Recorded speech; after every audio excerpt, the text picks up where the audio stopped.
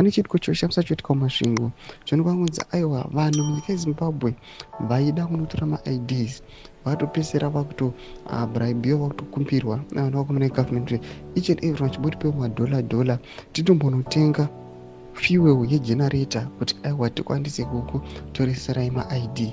Chitiko chotitika munyika yezimbabwe matiri kuona kuti aiwa the ruling party yacho iri kuplanda mabillions each and every day but they are failing aiwa kuti vakwanise kumaintaina the registry office. Sandamira mashuka mutanyiwa pana wakumana with the Mira Mashingo anotoka subscribe like on the bell kuti ipina the Mira Mashingo nyora chiti about 40 people queuing to get national IDs at the registry office in Mashingo on Thursday.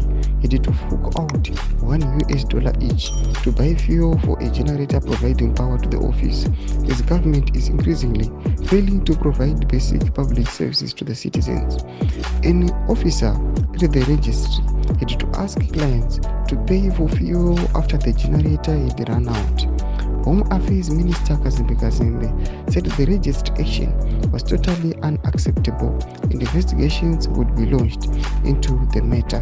Do mashoko atakuona kuti this issue yatazoita two-sided kuti vakomana officer registry vanenge vachiti toda $1 tikwanisa kutenga fuel but tinoona kuti this issue vanhu vanyatsokuona paground ichokwadi bo zvinhu zvaitika paground vana unototi watosha fuel but vana kazembe manje vasvika vanouya vataura masvoko achiti aiwa nyaya iyi aiwa ndeyenhema ngapatoita ma-investigations just because hakungamboshayikwi fuel hakungamboshayikwi proper generator.